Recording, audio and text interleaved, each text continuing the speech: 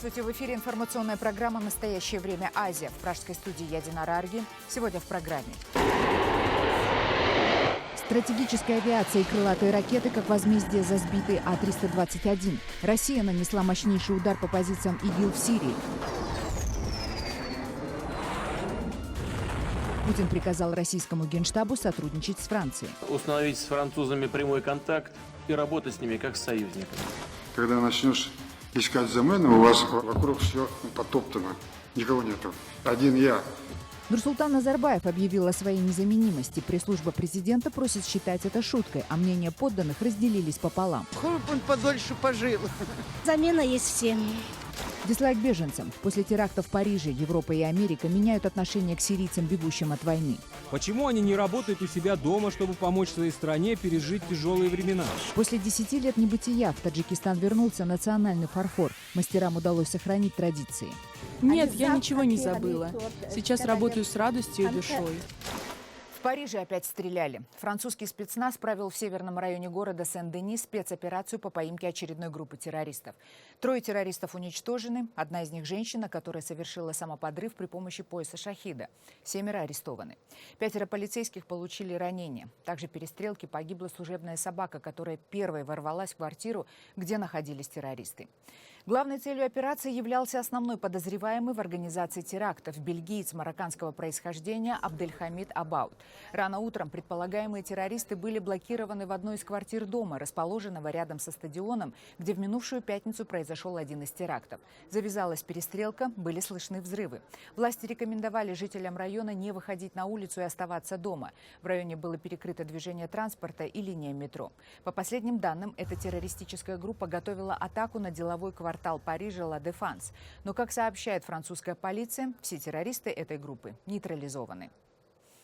Россия приступила в Сирии к новой фазе операции «Возмездие» за взрыв пассажирского лайнера А-321. Мощнейший удар по позициям боевиков террористического исламского государства нанесла стратегическая авиация России. Как заявляет военное командование, в атаке на Сирию приняли практически все стратегические бомбардировщики Российской Федерации.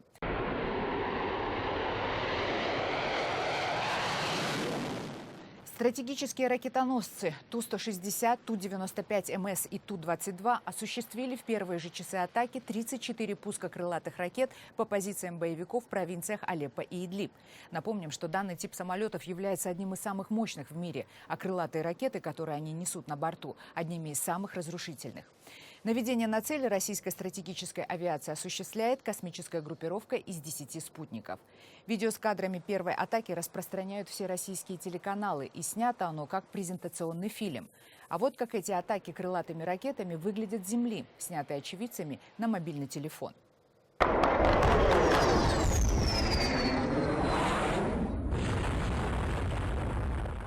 Эти видеокадры пришли из провинции Идлиб. Крылатая ракета поражает цели в черте города.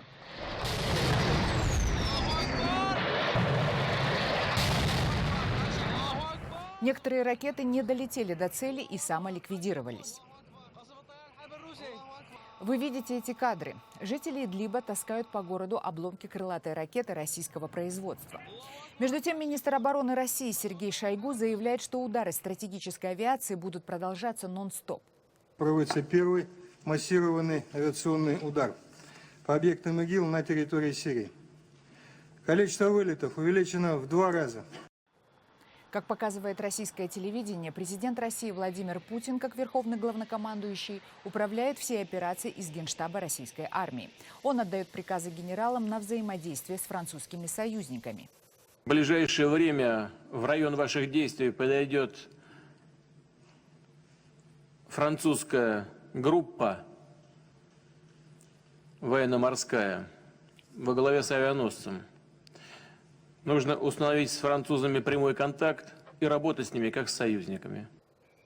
Тем временем заявление Путина о взаимодействии с французами действительно может быть результатом неких договоренностей о совместных действиях в Сирии. И, по мнению экспертов, возможно, уже в ближайшие дни Россия и Франция выступят там единым фронтом.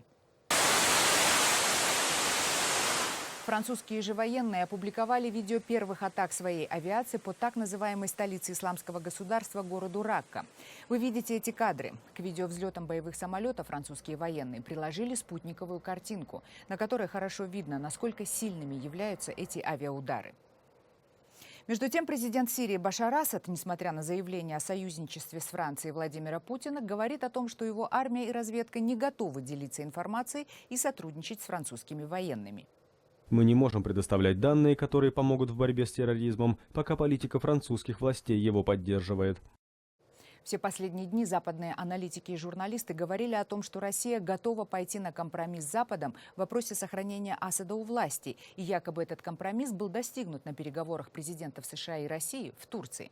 Слова же Обамы о том, что Россия является конструктивным партнером по переговорам в Вене, приводятся как подтверждение этому. Однако, как заявил министр иностранных дел России, разногласия по Асаду среди потенциальных союзников по борьбе с терроризмом остаются прежними. Никаких договоренностей о том, что президент Асад будет не участвовать в том или ином этапе политического процесса, достигнуто не было. Действительно, некоторые страны, в том числе и наши турецкие коллеги, продвигали такие идеи, они не получили консенсусной поддержки, поэтому говорить о том, что кто-то согласился в чем-то не участвовать, абсолютно некорректно. Парижские теракты могут изменить отношение к беженцам из Ближнего Востока. Почти из всех европейских стран сегодня поступает информация об ужесточении контроля за беженцами. Балканские страны в срочном порядке стали возводить заборы на границах с Грецией. В Германии, где отношение к беженцам из Сирии было самым лояльным, проходят полицейские операции по выявлению скрытых террористов в лагерях беженцев. А в некоторых восточноевропейских странах первые лица открыто предлагают мигрантам отправляться домой. В частности, президент Чехии Милош Земан выступил с речью, которую уже назвали антиисламской и ксенофобской.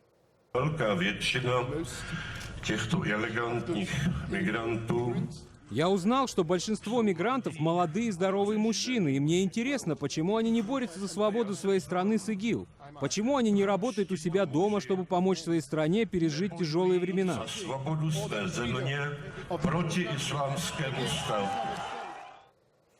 Об отказе принимать беженцев из Сирии также заявили уже 26 американских штатов. Это происходит, несмотря на призывы президента США Барака Обамы сохранить человеческое отношение к беженцам, которым уже пообещали помощь и укрытие в Америке. Против приезда сирийских мигрантов выступили крупные американские политики и губернаторы.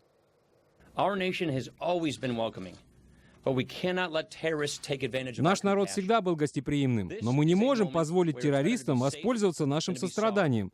Это случаи, когда лучше перестраховаться, чем потом жалеть.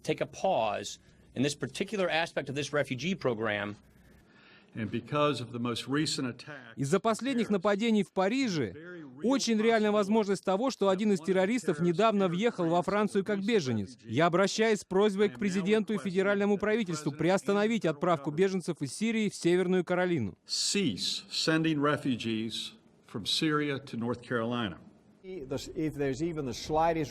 Если есть хоть небольшая возможность того, что люди, приезжающие из Сирии, не те, за кого себя выдают, лучше не рисковать. Представители ООН по правам беженцев очень обеспокоены складывающейся ситуацией. Мы обеспокоены негативными заявлениями и попытками демонизировать всех беженцев. Такая позиция чревата ростом ксенофобии и страха. Проблемы безопасности в Европе очень сложны. Беженцев нельзя считать козлами отпущения. Они не должны стать косвенными жертвами этих трагических событий. Далее в программе.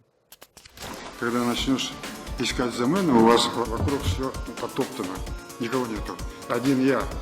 Нурсултан Назарбаев объявил о своей незаменимости. Пресс-служба президента просит считать это шуткой, а мнения подданных разделились пополам. Хуй он подольше пожил. Замена есть всем.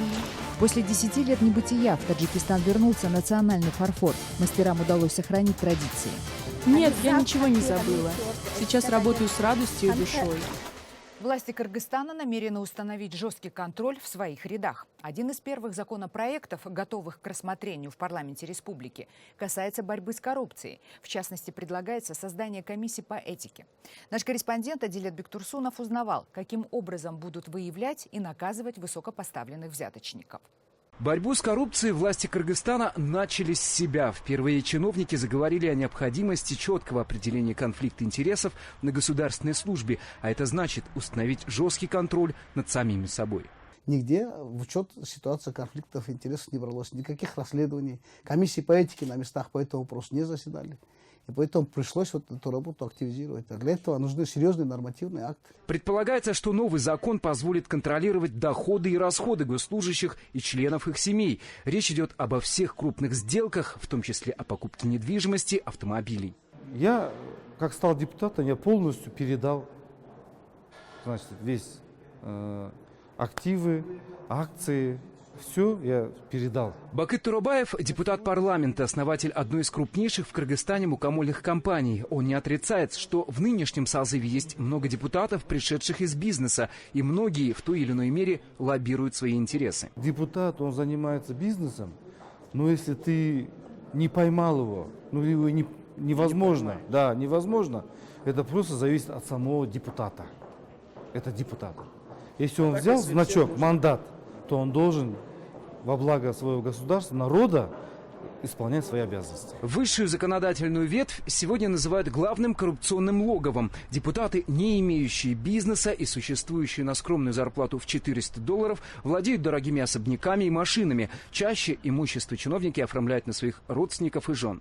И вот теперь, когда ведут единую налоговую декларацию, то лицо, допустим, на кого оформлено, если он не сможет определить источники дохода, соответственно, будет нести ответственность. Декларация о доходах постепенно рассекречивает имена богатейших жен и родственников чиновников. В начале октября впервые за всю историю был осужден за незаконное обогащение заместитель министра обороны Нуркалы Джумабаев.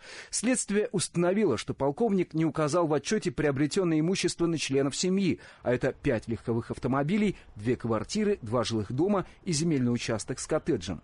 Новый законопроект противодействует и семейственности в руководящих органах власти. Если закон заработает, своего места лишатся многие высокопоставленные чиновники. Например, новые правила могут коснуться братьев спикера Джейнбекова. Его старший брат губернатор Орской области, другой занимает должность посла в Саудовской Аравии. Вот в данном законопроекте какие есть новинки, да? Первое – это анонимные сообщения против государственных служащих. Если государственный служащий утаил свои декларации, свое имущество, или он не раскрыл свои личные связи на государственной службе, то человек может обратиться в комиссию по этике с таким заявлением, и его обязаны рассмотреть. Если факты выявляются, соответственно, его отстраняют от выполнения служебных обязанностей, начинается служебное расследование. Кроме того, согласно новым правилам, которые вносятся в проект антикоррупционного закона, вводится ограничение на стоимость подарков чиновникам. В сумме презенты и пожертвования не должны превышать 5000 сомов. Это примерно $70 в течение 1 года. Мы должны контролировать каждый шаг государственных служащих. Соответственно, эти подарки, эти подношения, эти кормления, да, они должны быть все регламентированы. Если мы говорим, то 1000 сомов, то дающий человек, он должен помнить об этой сумме, что он должен давать подарок не больше 1000 сомов. И это уже этика самого дающего подарок. Впрочем, как будут наказывать ослушавшихся, пока не ясно, но говорят, что, возможно, введут штрафные санкции. Законопроект в скором времени рассмотрят в парламенте. Его итог покажет, насколько депутаты готовы к самопроверке и поиску взяточников в собственных рядах. Адилет Бектурсунов, Азат Нтымаков. В настоящее время Кыргызстан. Президент Казахстана Нурсултан Назарбаев заявил о своей незаменимости. По его словам, следующий глава республики будет хуже, поэтому надо держаться за него. И хотя Назарбаев произнес эти слова в шутливой форме, но сказаны они были на расширенном заседании правительства республики. Когда начнешь искать замену, у вас вокруг все потоптано, никого нету. Один я. Вам некого, как сегодня президент, несколько выбирать, только я. Вот. Видишь, Асхат на меня смотрит сейчас. Никого нету. Один я, вот видите, торчу. У вас других нету. Поэтому держите за меня. Следующий хуже будет еще. Конечно, для подготовки кадров высокого уровня я лично и государство тратят большое время, большие деньги. Изменения в Конституции, которые были введены за годы независимости республики, в общем-то позволяют Назарбаеву пожизненно находиться на главном посту. Но то, что ему нет замены, об этом президент Казахстана открыто заявил впервые. Как казахстанцы относятся к словам президента, мы узнали на улицах Алма-Аты. Сейчас, в настоящее время, да, нету. Молодежь, которая хорошо учится и очень культурные, воспитанные, грамотные, они в основном уезжают за границу. Нам очень жаль, что у нас нет преемников. Нет, не согласен. Ну, есть хорошие, грамотные. Есть. Конечно, согласна. Согласна я полностью, потому что нету, никому доверия нет. Если то мы только и думаем, хоть он подольше пожил. Замена есть всем. Согласна, вот Назарбаев, он правильно говорит. Самое я довольна Назарбаевым, что он держит мир. Ну, есть желающие. Может быть, он про них не знает? Нет, я не согласна. Сейчас очень молодых, перспективных, умных, энергичных есть в правительстве. Почему он думает, нет альтернативы? Есть. Надо на молодежь надеяться. В Алматы открылось тренинг-кафе. Уникальность проекта в том, что там работают молодые люди с нарушениями ментального здоровья из городского психоневрологического диспансера. В рамках этого социального проекта должна происходить и происходит частичная адаптация инвалидов к обществу. Дмитрий Беляков о тех проблемах, с которыми сталкиваются инвалиды после своей реабилитации. Это алматинский дом-интернат для инвалидов с психоневрологическими заболеваниями. Глухой забор, колючая проволока и решетки на окнах. Учреждение закрытое и не гостеприимное. Разрешение на съемки внутри настоящему времени получить не удалось, поэтому репортаж начинается на КПП учреждения. Каждое утро по разрешению директора интерната несколько пациентов выезжают на свою новую работу. Они – сотрудники алматинского тренинг-кафе, проекта по социализации лиц с ограниченными возможностями. Прибыв на рабочее место и переодевшись, ребята приступают к уборке. Да, обслуживаем, пометаем, посуду моем, чистоту наводим. Михаил работает в кафе второй месяц, смены 2 раза в неделю. Он хотел бы приезжать сюда и чаще, но не разрешают врачи. Заработанные в кафе деньги он предпочитает откладывать для серьезных покупок. На весе мы это купим уже, что хорошо покупать было. Это все запаты, потом кофтыски, станиски, туфельки и костюм. Проект «Тренинг-кафе» стартовал в июне текущего года. Его организаторы – команда психоаналитиков и волонтеры. Ержан работает в кафе администратором, помогает ребятам разрешать сложные ситуации с клиентами. Он говорит, что особых проблем в работе с подопечными не испытывает. Но несмотря на возможность вырваться из-за глухих стен интерната, находятся и такие люди, которые не хотят трудиться. Не все хотят. Некоторые приходят, один день поработают, потом их, когда зовешь, они говорят, нет, я лучше в интернате полежу просто. А в большинстве своем? Ну, в большинстве стараются. Говорят, побольше хотим работать, там, возьмите меня. В интерьере кафе многое сделано руками ребят, стены украшены рисунками и фотографиями. В основном работа бенефициаров заключается в обслуживании клиентов и поддержании чистоты. Но некоторые из них трудятся и помощниками повара, пытаясь обрести новые знания и профессию. Гульнара 7 лет живет в интернате для психохроников. Для нее работа в кафе – реальный шанс вернуться к нормальной жизни. Выйти полностью, освободиться, в смысле, на самостоятельный выход. Вот это цель этого проекта, поэтому я сюда хожу. А так... А вы чувствуете в себе силы? Что смогу там, да? Да. Ну, потому что... Да. Тренинг-кафе не ставит своей целью собирать гуманитарную помощь. По словам организаторов, лучшая поддержка для них – это клиенты и реальная работа. Многие алматинцы регулярно приходят пообедать в кафе и поговорить, а некоторые даже находят время помочь бенефициарам. К примеру, Валентина посещает кафе 2 раза в неделю и занимается с его работниками чтением и чистописанием. Он единственный в 30 лет не знает вообще азбуку, он вообще писать и читать не умеет. 30 лет, только поэтому с ним надо заниматься. Все остальные мне написали свое имя, телефон. Он ни цифр не знает, ни букв не знает. Как говорят инициаторы проекта, основная цель – это снижение нетерпимости к людям с психической инвалидностью и социализация таких ребят. Команда волонтеров часто испытывает проблемы с официальными бумагами и законодательством. Проект пилотный, и много документов необходимо подготовить для того, чтобы он заработал в полную силу. Но первые шаги уже сделаны. То, что конкретно мы работаем в доме-интернате 630 человек. И мы уже с руководством поговорили, при министре поговорили. 150 человек оттуда запросто, с нашей помощью, можно вывести за решетки. и они бы жили просто у себя дома, они бы работали же в таких-то социальных проектах. Тренинг-кафе уже успело занять второе место на государственном конкурсе социальных проектов. А на прошлой неделе посмотреть за развитием инициативы лично приезжала министр образования и социальной защиты Тамара Дуйсенова. Так что предпосылки к изменению ситуации к лучшему есть. Дмитрий Беляков, Павел Энгельгард. Настоящее время. В Таджикистане возрождают национальные промыслы. В городе Турсун-Заде вновь заработал завод по производству таджикского фаянса и фарфора. Его руководство намерено вернуть былую славу спустя 10 лет простоя. Как в республике пытаются поднять местное производство? В репортаже Анушервона Арипова. Нет, я ничего не забыла. Сейчас работаю с радостью и душой. Даже беру работу на дом. Дильбар Шарипова сегодня занимается художественной росписью на заводе по производству посуды из фаянса и фарфора. Предприятие открылось после 10 лет простоя. Раньше местной продукцией пользовались практически в каждой семье в стране, ведь она отличалась высоким качеством и небольшой ценой. Сейчас руководство завода собирается вернуть утраченные позиции. Цветы рисуем национальные, чтобы все было в нашем стиле. Ромашка и другие цветы – символы весны. Скоро зима, и принимая пищу из такой посуды, можно почувствовать весну. На продукцию тарелки, пиалы, чайники, косушки и вазы наносят национальные рисунки и орнаменты только вручную. Такая посуда – настоящее украшение любого стола, дома и в праздники, и в обычные дни. Красим кисточкой тарелку, затем аккуратной иглой выцарапываем рисунок.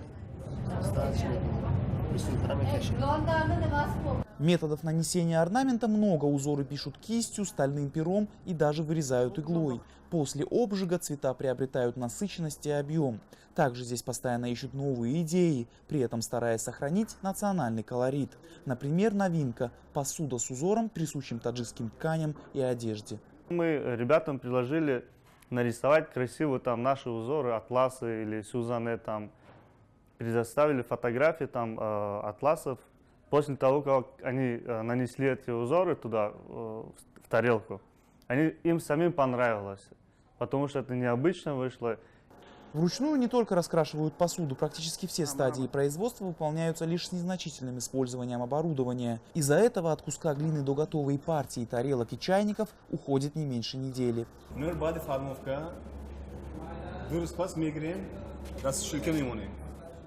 После формовки через 2 дня убираем все в сушилку. Из сушилки достаем и делаем оправку, то есть чистим края и полируем. Потом опять в сушилку, затем еще около 1,5 суток в печи держим по температуре 950 градусов. Но все это практически не сказывается на цене. Сырье местное и недорогое, да и рынки рядом. Уже сейчас продукция предприятия на 10% дешевле импорта из соседних Китая и Узбекистана. Например, чайный сервиз всего за $5, а с увеличением объемов стоимость упадет еще ниже. В месяц сейчас 40 тысяч единиц продукции керамики и фарфора выпускаем. Спрос постепенно растет, и мы уже можем повысить производство до нескольких миллионов единиц в месяц.